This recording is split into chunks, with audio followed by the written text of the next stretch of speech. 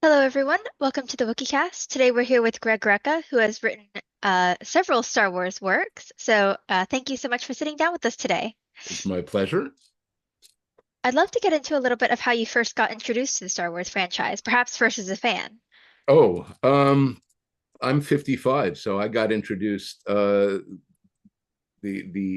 traditional way. I saw the first movie in a theater, and it blew my mind. I saw it at the Golden Bough Theater in Carmel by the Sea, California. I don't think the theater's there anymore.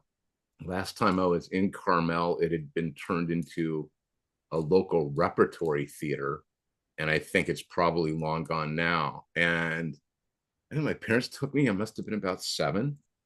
Um, and yeah, I came into the world with it and stayed. I stayed. It was probably.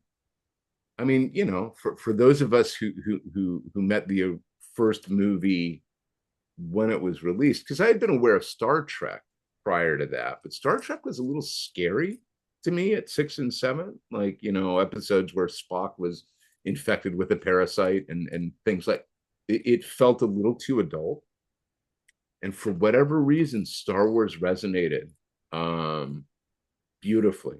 And yeah, I remember going to see Empire again, Monterey, California, at the Dolby 70. Um, I remember seeing Return of the Jedi in the same theater. I remember being in high school and having when Jedi came out, and I wouldn't call him a friend, a a classmate peer who had cut school to see it, marching down the bank of lockers and loudly announcing that yes, indeed, Darth Vader is Luke's father. Oh, And the sheer number of us who really, really wanted to do him bodily harm. Like how he got out of school that day without being beaten, I am still not sure. Um, I am the father of two. My eldest uh, was born, I think, Phantom Menace. I can't remember what year Phantom Menace was. Um, 1999, I think. Yes, so she was born just after, she was born the following year. But therefore was of an age that showing her Phantom Menace on DVD, and an edited version of Attack of the Clones, because she was quite young. There's a photo floating around on the internet of her with me at a Wizard World Chicago where I was signing. The picture is not of me signing, it's of her in her little Padawan outfit with her rat tail, at a table drawing next to comic book writer Jeff Johns. Um, I have pictures of her in the giant Kenner. Yeah, they used to do the giant Kenner box, with her with her lightsaber. Um, so yeah, I am OG as far as that goes. I know it's a hard question, but do you have any favorites of the original three? Some Oh, people have a one it favorite. yeah, it's always going to be Empire.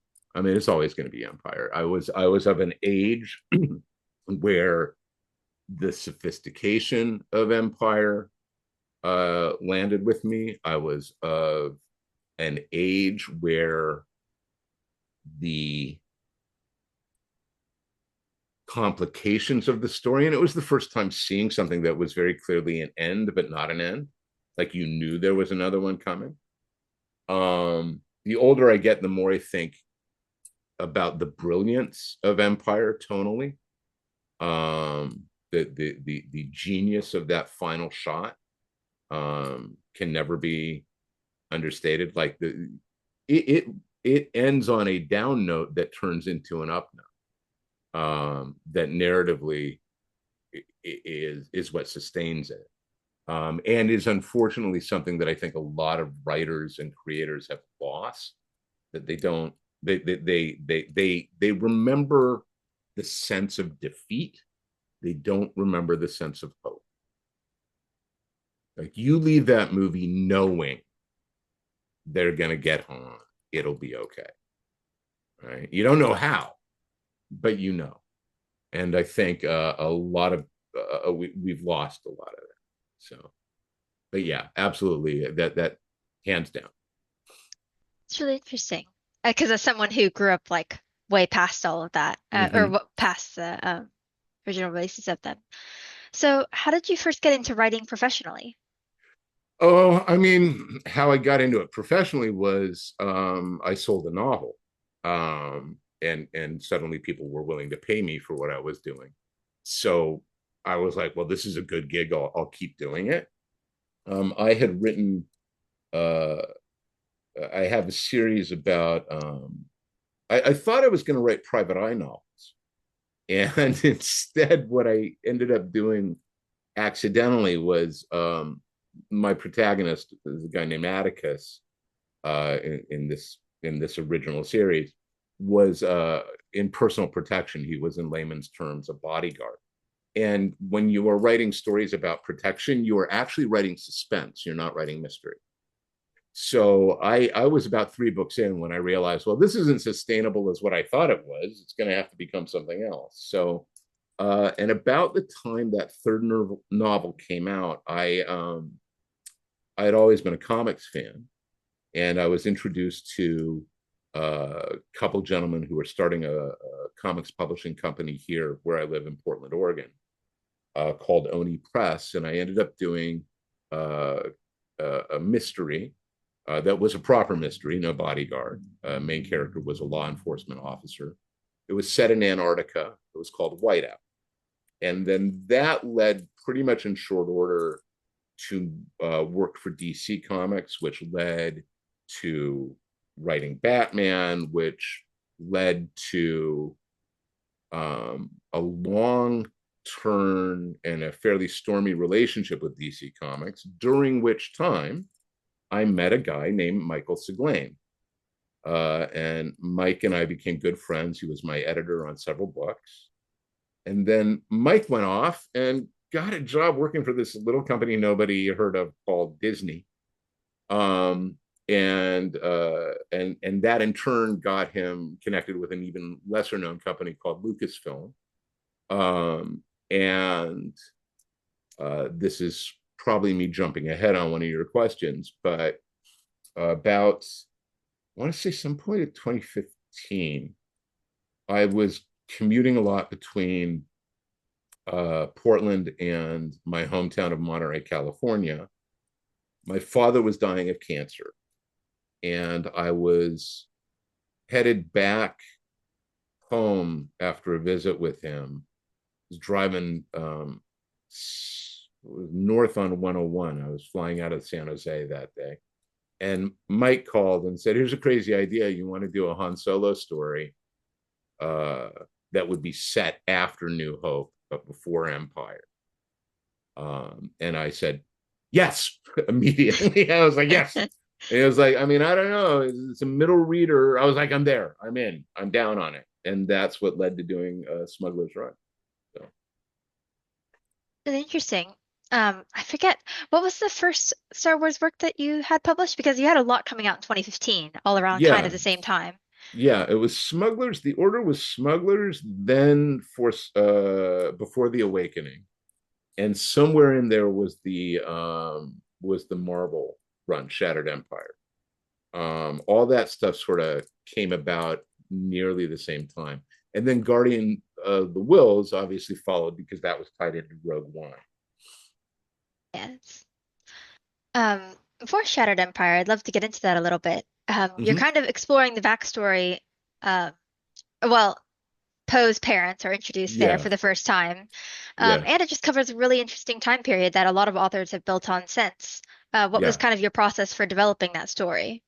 Well, when you work in and I'm sure everybody you've ever talked to about this will talk about like you're dealing with story group, you are working within certain parameters.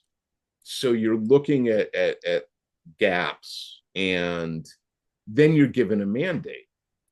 And for Shattered Empire, the mandate had been when they initially offered it to me, they said can't use any of the principles.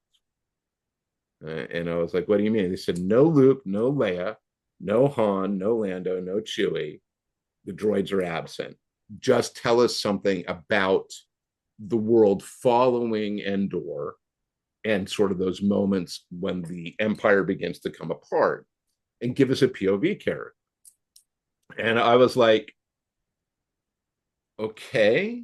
I mean, in the main, like for my storytelling, I like telling, I am drawn to, especially um when the universe has been so well defined.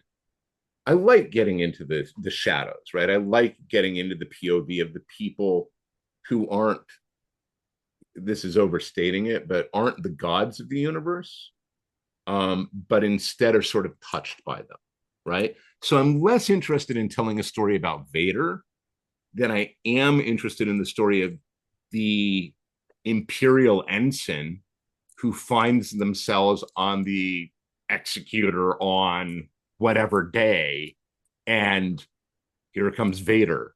And the 5 minutes of interacting with Vader that absolutely alters the course of their life, right? I am very interested in the story of what does it mean to meet Luke Skywalker as a fully realized Jedi,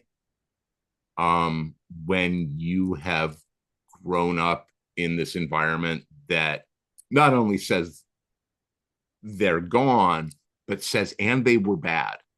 They weren't a good thing, right?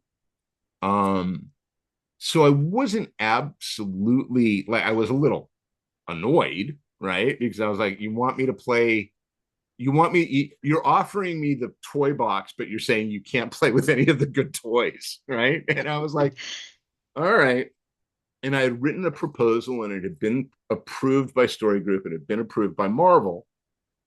And then Phil Noto released that piece of key art that is everybody at the Endor celebration, and it's all principles. And it said Shattered Empire. And I called up Mike and I called him and I said, you realize I'm going to get killed. Like fans will literally murder me if our 5 issue series doesn't feature any of the characters that Phil has put on the cover. And he said, yeah, you got a point there. I said, yes. So can I rewrite this proposal so that we're going to follow Shara and see how she is interacting with each of these people in the fallout? And they approved it. And that's how we got the Shattered Empire that it ultimately got published. It's really interesting. I guess it would have been a bit weird for them to just not run into any of those characters. They're not doing anything significant, of course, but they're just interacting a bit. Um, Well, I mean, I understand what the thinking was, right? yeah. And we ran into this a lot with, again, there's a story to be told when writing Before the Awakening. Right, the Force Awakens, it was locked. They already the movie was coming out. Um, I had read the script. I had read the script with the fake scene in it. So I immediately, like, I had to read it in a locked room at Lucasfilm in San Francisco. They literally brought me the script and they were like, knock on the door when you're done. And I remember reading it and hitting the page and being like, yeah, this is bullshit. I know this is clearly not what happens. Um, and then had gone off with the Force Awakens, or the Before the Awakening brief to write it, and the Poe story in that was rewritten top to bottom. I want to say 4 times, because the movies are in the hierarchy of canon. The movies are the canon. Everything else is supplemental and subject to change.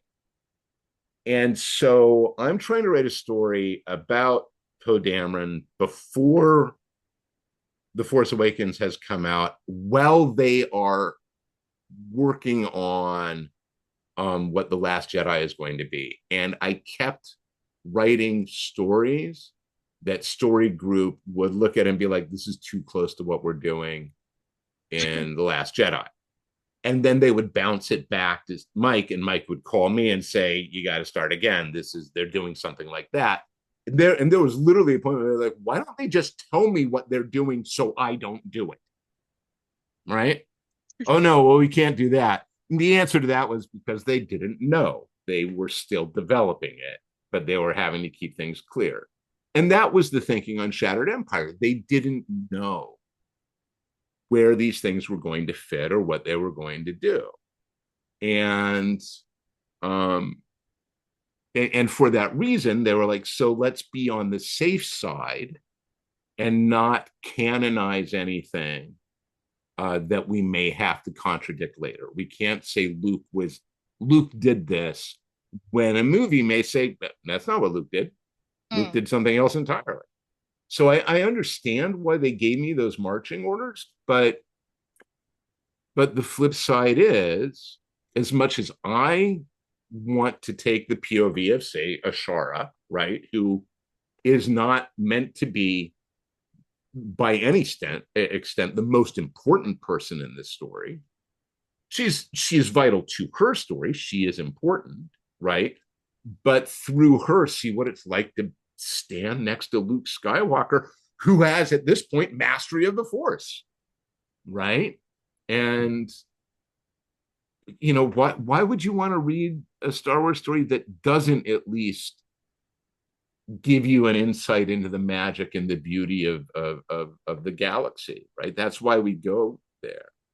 Like my favorite thing I've ever done in Star Wars is actually a short story I did in From a Certain Point of View, and it's a short story that is entirely about the point of view of the flight commander, the person who is in charge of all of the crews that staff all of the starfighters at Yavin Base, and what their experience is like during that first attack on the first Death Star, and how traumatizing it is. All of these pilots that they know, right? All of these flight crews who are responsible for keeping the fighter jocks flying, the unsung heroes of the rebellion. And they suffer like 90% losses that day. You know, 3, 4 ships come back, if I remember. I'm trying to remember exactly, but everybody died.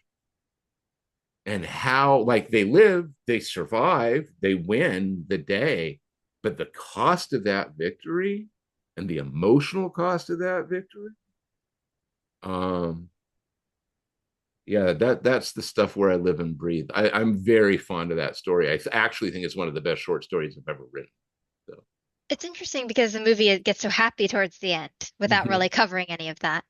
Um, I did have a question about that character actually. Is there a specific like background extra that you kind of pointed out? You're like, oh, it's Nara is that person, or is it just off No, screen? we never see her. We never see Case. Interesting. Um, I know some of the the, ones in the book were and some of them weren't, so I was curious about that. yeah, no, for me it was um and this is again sort of the writer I am. I tend to I like grounding the fantasy, right? And one of the things that Star Wars has always done, I think, beautifully is that we know how fantastic it is. But the emotions of the story are genuine. And that's to me where a good story lives and dies. So, just looking at it and going, well, there has to be. We see the crews servicing the fighters, right? We see them. And somebody is responsible for running the flight deck. That's the way it has to be. Otherwise, it's chaos. There's somebody who's in charge of all of the crews. There's somebody that every one of these fighters, every one of these pilots knows. And I was like, but we've never seen that person. I want to know about that person.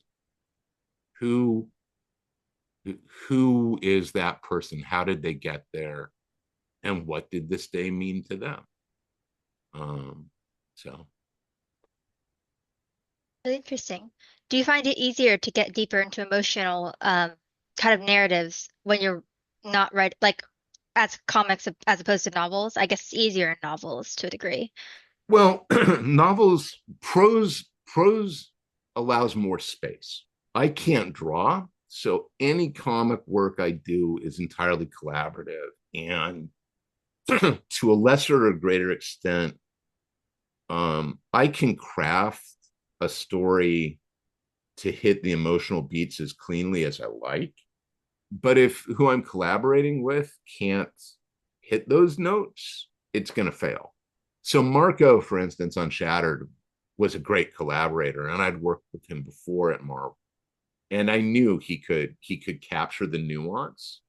But sometimes you're working with an artist, and they're like, "I'm not interested in the emotion. I want big pages that I can sell.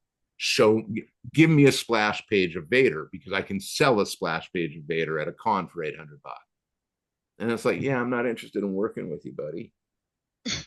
I I I am not in the main gonna write pages. I don't ever write for, and there are writers who do this. I don't ever write with an eye towards you'll be able to sell this later. It's like if the story's good, then the pages will sell, right? You're never gonna have trouble ever selling a page with Luke with the lightsaber lit. You're never gonna have trouble selling that page. Um, but here's Shara Bay, and nobody had ever heard of her, and I want her behind the wheel, behind the stick of my favorite, fighter, which is the A-Wing. To me, the Porsche 911 of starfighters. So, you know, I find prose allows me to, in prose, you can more easily explore a character's inner life. In comics, you can do it, but you tend to be reliant on you tend to be reliant on captions rather than on images, and comics are a visual medium, so you want to play to that. Really interesting. Um, I'd like to circle back around to Before the Awakening because that was a kind of a different thing where you were introducing characters, at least to a younger audience. Maybe they had watched Force Awakens, maybe they hadn't. Mm-hmm. But they're still pretty new characters in general. And you were probably, as you noted, writing them at a time where you probably had to rewrite portions of them several times over. Yeah, I'd love if you could talk a little bit about developing that book and the stories within it. yeah. So I was getting that. That was a very specific mandate. Um, I was given the fence around what I could work in was pretty small. And in particular, the restrictions on Ray were enormous. I'm not telling any secrets here, um, but I think in retrospect, it's become very clear that they actually did not know what the plan was with Ray when they did the Force Awakens, and nobody was willing to say that to me. So the restrictions on that story were really, really tight. It was she can't leave Jakku. She doesn't want to leave Jakku. You don't know why, right? And she can't interact with anybody else, right? That was pretty much it. It was like she can't have friends, she can't have people she talks to. This is who she is. And I was like, and you want me to do a 10,000 word story about this woman?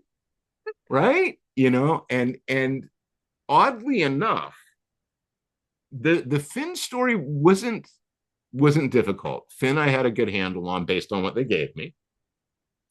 And Poe I thought I had a really good handle on based on what they gave me. And the Ray story, I was like, this one's going to be the really hard one. And the Ray story was the one that once it went in, because each of them went in separately, right? Um, very few notes on Finn, very like no notes on Ray and Poe. There was literally I had literally submitted like the fourth draft. It was the fourth rewrite. I had gone to the supermarket. My cell phone rings. I see it's Siglain. I answer it, and Mike literally begins the call saying, "This deal is getting worse all the time." And I was like, "Oh, you are kidding me." It was like, "Yep, you can't." This one was specifically, it was like, "Yep, you can't split the ship in two." And I was like, "What? Come on, man. Give me something." And they're like, "Nope, got to come up with something else." So, yeah. It was working with Story Group is an exercise in willing frustration. Like, you go in knowing where you are on the ladder, and the comics and the novels are pretty low on the ladder of how they're exploiting the IP. So if you have a problem with it, don't take the gig. You know what I mean? It's like, in the same way that you can't say, I'm gonna do a Luke story where he kills 17 younglings. And Story Group's gonna say, you can't do that. You don't get to throw a temper tantrum, right? It's like, you will break Luke if you do that. You can't break Luke. Don't break Luke.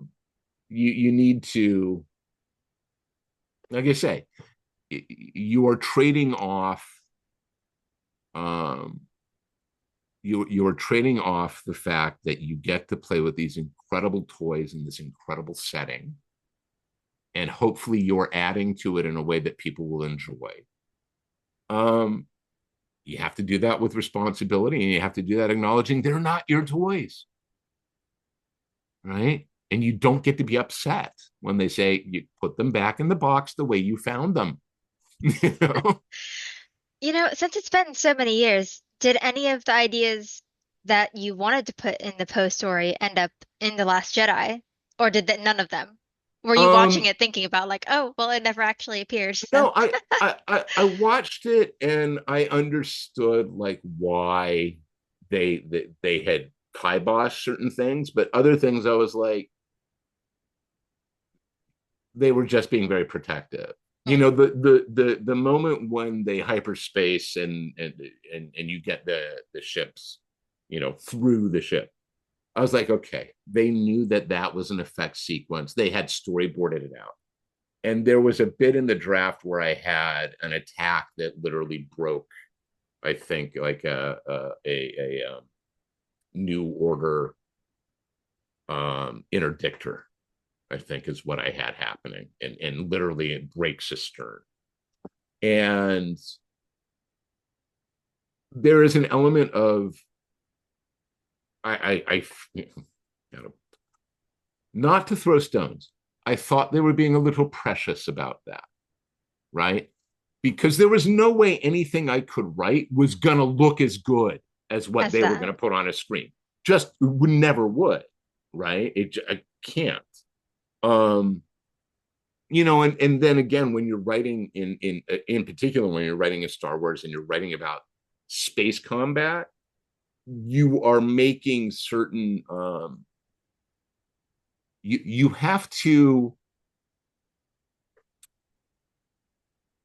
you have to make certain compromises with realism.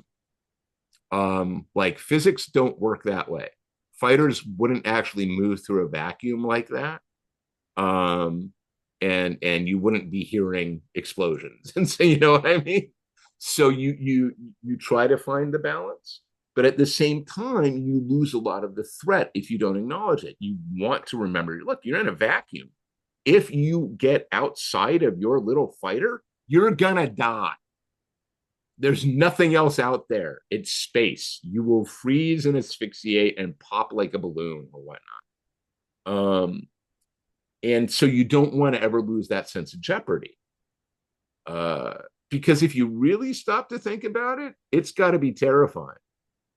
Like, the kind of madness that says you're going to get behind this thing and hope this shield and the Dura alloy of the frame is going to be enough that you're not going to rupture into a vacuum and asphyxiate and freeze to death. I mean, really, like pilot, and like the only reason TIE fighter pilots do the job is that if they don't do the job, they're going to get shot in the back of the head.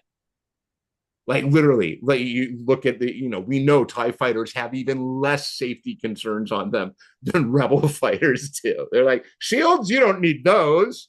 You know, Yeah, for sure. literally, I'm gonna go fly in tinfoil with guns. Sounds like a plan. You know? It's really interesting. Would you say that you have a favorite time period in Star Wars to write for, having written it in a couple of different spots? Oh,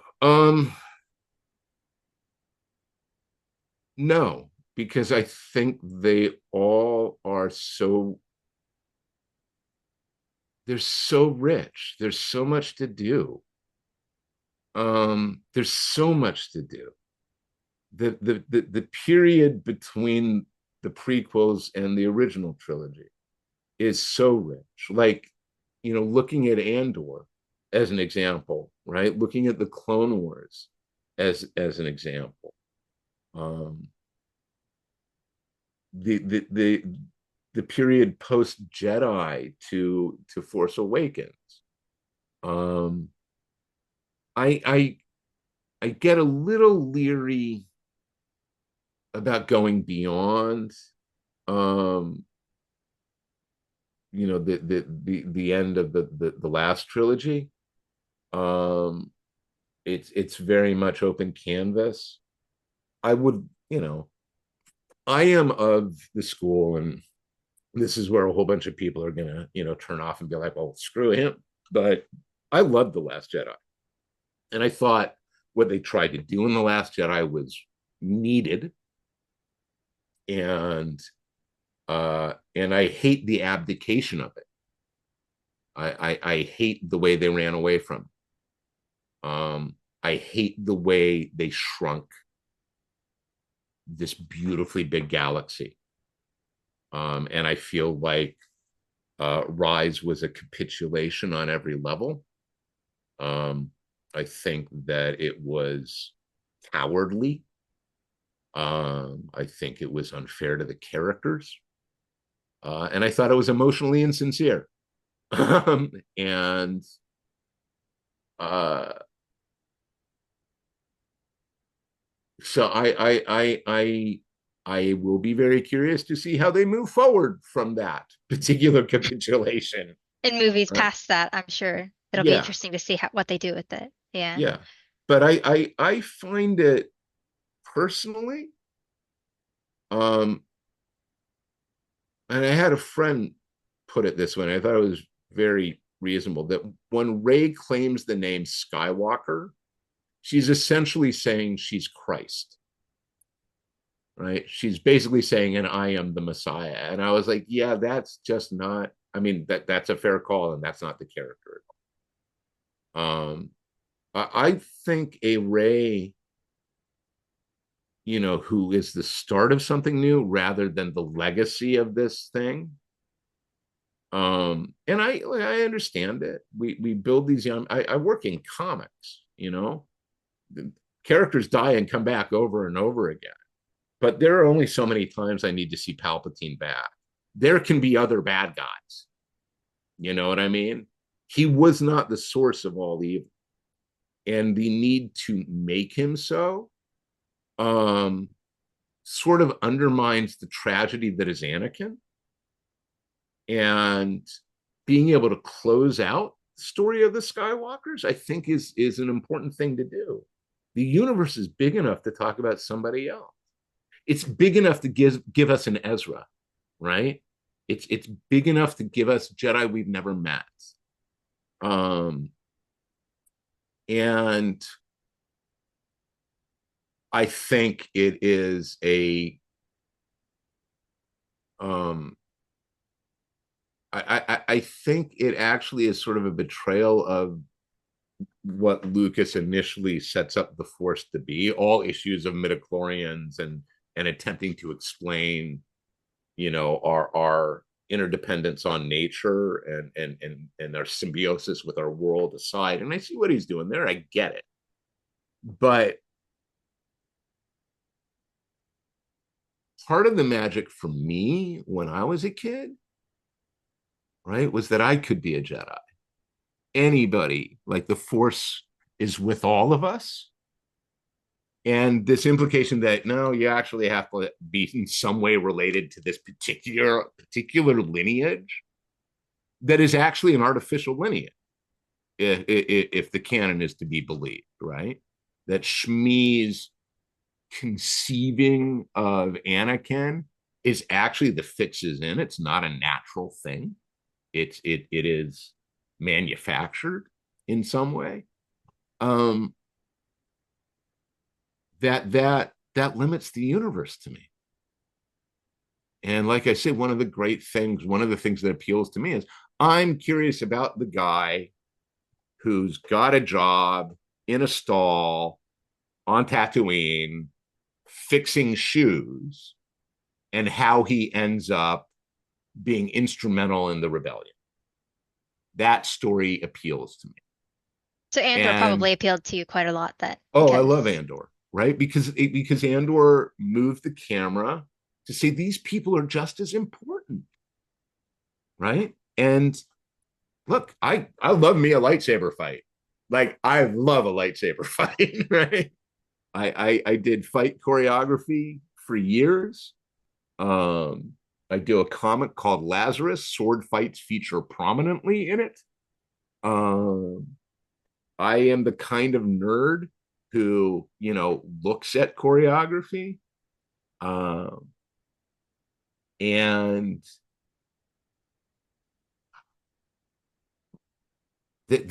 but my point is there's room for all of it. And this need that I see more and more to say, no, it's only about this part, right? Which we've gotten a lot in the recent stuff, with the exception of Andor, really. I find off-putting. I find it off-putting. It's like, yeah, okay. You know what? I'm curious. I love The Mandalorian. First two seasons, great, you know? But the need to start sliding The Mandalorian further and further into mainstream continuity, it's like, this guy can be over here doing his thing. That's worthy. That story can be told. There were other Jedi. I want to hear about the other Jedi. All right? Um, so yeah, but I'm 55. I'm a cranky old man. And the other thing, and I think this is actually really important,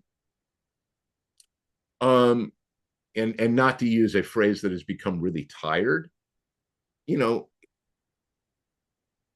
Star Wars culture has become so toxic in so many ways, and I think a lot of that toxicity has been manufactured. I think a lot of it was actually artificial. There is a belief that a lot of the hate for The Last Jedi was actually troll farmed, right? It's not real. And then it got picked up. But I don't need to yuck on somebody else's yum. There are people who are absolutely always going to be devoted to a Luke Skywalker Mara Jade ship. I don't like that ship. I'm not into it. It's not for me, right? Not for me. Doesn't mean it's bad. Doesn't mean it shouldn't be for somebody else. And the fact is, Star Wars is such a big tent, everybody should be able to fit. And people should be able to say, you know what? Didn't work for me, but I still love Star Wars, right? And it shouldn't be like, well, and it worked for you. Well, you need to die. It's like, oh, whoa, you need to sit down and maybe go outside and touch grass, right? Because there's more to the world than whether or not Luke and Mara live happily ever after. right. It got pretty bad last year with the acolyte as well, I guess. Yes, I saw, and it's absurd. I mean, it's absurd. Why be so angry when and Yeah. it's always about, oh, they tried to do something new and it ruins this thing. It didn't ruin anything. There's this thing in comics, in particular in big two, Marvel and DC comics, mainstream comics. They're ruined it. It's like, no, we didn't ruin anything. They're called back issues. Go to the comic book store and buy the back issues. They're still there. You feel that this ruined Return of the Jedi? Guess what? You've still got Return of the Jedi. There's room, guys. And you don't, the idea there is an entitlement that I think is unearned, and a fear of trying things new. So this is how we get Rise of Skywalker. Rise of Skywalker is absolutely complicit. And so it runs away from not only things that are set up in Last Jedi, runs away from things that are set up in Force Awakens and in the original trilogy. It literally flees from them. And it's like, you did all this just to make people happy. Well, guess what? If you're trying to make everybody happy, you make nobody happy. You know, take a risk. Yeah, that's really interesting. Kind of circling back to your Star Wars writing, have you ever slid any Easter eggs into your writing? Any like, oh, this is my birthday backwards or something as a droid's name.